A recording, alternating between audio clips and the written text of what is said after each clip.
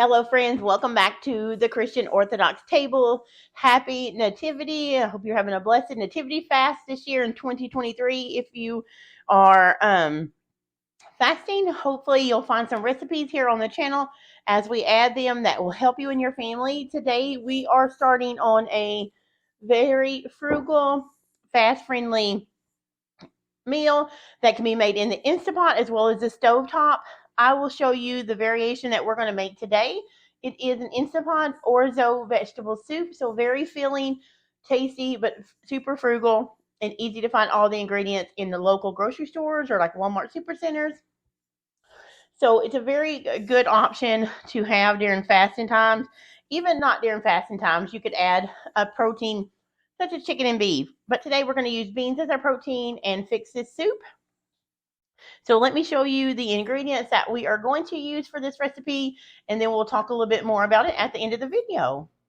Here's just a quick view of everything that I put in the vegetable orzo soup. It's a very basic soup. You can actually adapt it to whatever your family needs as far or enjoys as far as spices and vegetables. But here's a very basic view at what I'm going to put in ours. So I have one medium onion cut up. I have 1 cup of chopped celery, and I just chop my celery when I buy it, put it in the freezer because I find that if I don't freeze it, it wastes. So 1 cup of celery, onion. I have a bag of peas and carrots, and a half a bag of frozen corn. I'm going to do 2 cans of diced tomato juice and all, some vegetable stock, and I have 2 of those. A can of green beans that I canned at home, but you can just use 1 15-ounce can or 2 if you like that, other than some of this other. And then I'm actually going to put some pinto beans that I canned. I am going to drain that, and I'm going to put that in there for some protein. Then I'm going to use simple seasonings like salt, garlic powder, onion powder, Italian seasoning, and black pepper, and that's it. So let me show you how I throw this together in my Instapot really quick. You can also use the top of the stove if you don't have an Instapot, but I'm going to do it in my Instapot on the saute function. Oh, and then later, after everything is warmed up, we will add in a cup of orzo, which is basically, I buy this in a 2.5 pound bag from Azure Standard, but you can get it at Walmart or typical grocery stores on the pasta aisle. So it kind of looks like rice, but it's a small type of pasta. So that's going to help bulk our vegetable soup up today. So my Instapot is going to be on the saute function, which means it's going to be heating up, and you can use it like a simmer pot or a pot on the stove. So you can also put some oil in the bottom if you'd like to. You can simply do that. I'm not going to do that today, but you could use avocado oil or coconut oil or anything like that. You could even use olive oil if that's something that you wanted to use on, when you're not avoiding it. So I'm going to put in the onion. I'm going to put in the celery, and this is a simple dump and go soup. You guys, this is really, really quick for those nights where you're busy throughout the holidays. But you need something to feed your family that is vegan or vegetarian, but still has a protein and will fill their belly. So this is just a bag of frozen peas and carrots. If you prefer just peas, you can naturally get just frozen peas or frozen carrots. And I'm going to put in frozen corn. I'm going to put in the rest of this bag, and it was half this bag, so it's probably about a 16-ounce thing because this bag is a 2-pound bag, and I had used half of it in our taco soup. So corn, onion, celery, carrots, and peas. I'm going to go ahead and add 1 can of green beans, optional. I'm just bulking it up because, we want to fill bellies, and it's really comforting and a really good soup, and the orzo is going to help bulk it up as well as give you a nice addition to it. So this is 1 quart of pinto beans. I'm doing that for protein because ours is vegan. Remember, no meat, no oil.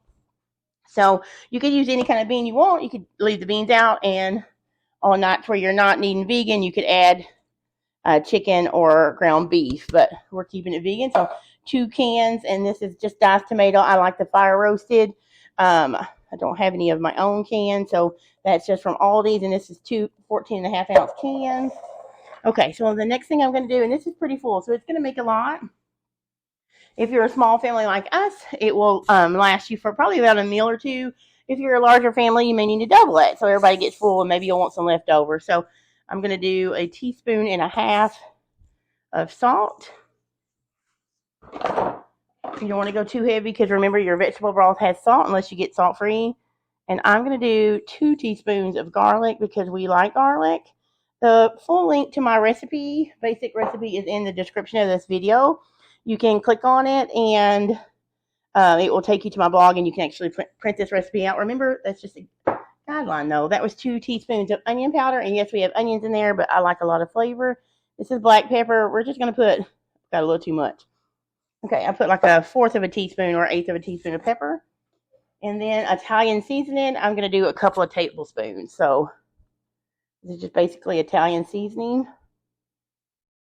You could use whatever blend you like. If you don't have Italian seasoning, you could use oregano, thyme, parsley. What else? Rosemary if you want to. Okay, so we got that all in. Now all I'm going to do is add our vegetable stock. Again, if you weren't keeping it vegan, you could do beef or chicken, but we're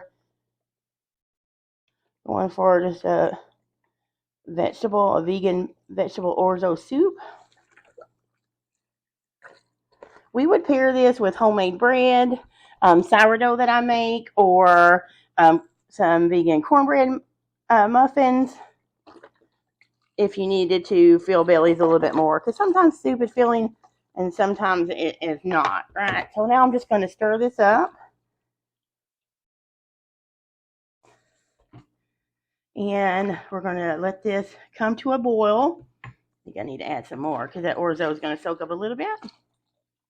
So it's a total of 2 boxes or 8 cups of stock. If you're using a larger, if you're doubling it, of course you need more. If you're using a larger crock pot, which you can use your crock pot and just simmer this on high for 2 or 3 hours. And then once it's hot, you can add your orzo in. Now, orzo only takes about 5 minutes to cook when it's boiling. So it would probably take about 20 or 25 minutes in your crock pot, slow cooker on high to get to where it was al dente and good. So I'm going to go ahead and let this boil. I'll come back and show you when I add the orzo pasta. Okay guys, so my soup, I just put it on the saute function of the Instant Pot and we just went for about 30 minutes for an hour. Remember, everything that we put in this soup is already pretty much cooked except for the onions and the celery. And they don't take very long, so I have brought this to a boil and I have let it simmer for about 20 minutes and everything looks tender. Now we're going to add our pasta or our orzo. Remember I talked to you, I bought it at Azure, and I'll put a link to Azure in the description box below if you want to check and see if they deliver in your area. But you really don't have to because you can get orzo pasta at Walmart. And you can see it looks like grain, but it's actually a pasta made from semolina flour. It's used around the world. I know in Italy they call it, I can't remember, pastini, or basically that means little pasta because it's small. And it cooks pretty fast and it's pretty sturdy, so it holds up in soups. So, and it heats really good in your soup. So if you're going to use any other kind of pasta, which you could use bow tie, elbow, whatever you have, I would not cook it in your soup. Honestly, I would probably cook it and then add it to your soup each bowl as you serve it. But the orzo, we're just going to add right in because it is one that works well just to cook in your soup. And since it's so small, it does cook pretty fast. And it's going to cook in about probably 10 minutes or so, 8 to 10 minutes. So I'm going to let this come back to a boil. And then you can't really see it in there, but it's going to puff up. It will absorb some of the liquid. So this will be a thick and hearty vegetable soup. If you like more broth, you probably need to add an extra few cups to make it really brothy. But I'm going to let this cook for 10 minutes and we'll be back and I'll show you what it looks like when we serve a bowl. Alright guys, here it is. It took about 10 minutes and the orzo is cooked. I don't know if you can see it from there. Let me see if I can show you what it looks like. You can see it looks like little grains of rice. That's the orzo. I am going to serve some up. My son is hungry, so we're going to just scoop it up. And you can serve this, like I said, with crusty bread. You could chips, tortillas, anything you want to serve it with. But we're going to serve it with a couple of homemade pretzels that I have. So there is that. Sourdough bread is really good with this as well. So we're going to serve this up and let him eat. And then I'll come back and talk to you a little bit more about this vegetable orzo soup.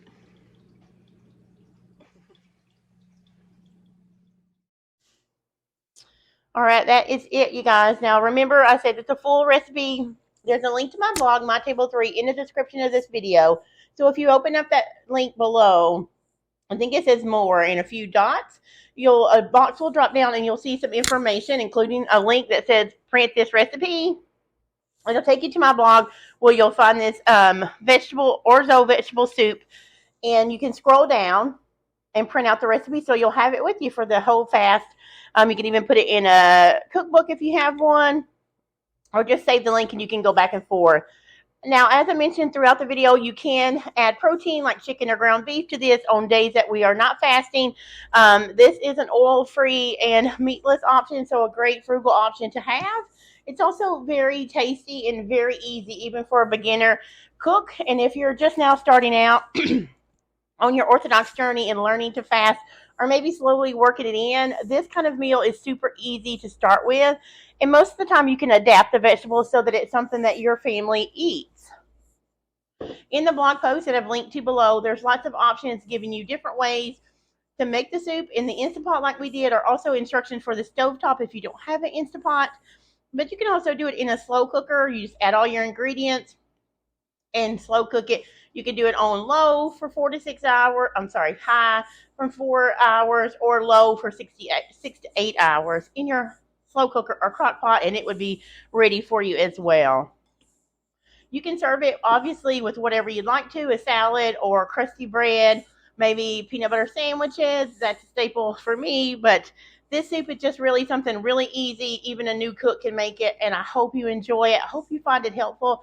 The next video come back, we're going to be showing, in a few days, we'll be sharing a recipe for a great snack option during fasting times, and that is peanut butter protein balls. It is a great way to have something handy to grab for little ones or even adults, and it's also easy to make, and it keeps for a while in your refrigerator. So come back for that video, and until then, I pray that you're having a great nativity fast and have a great day.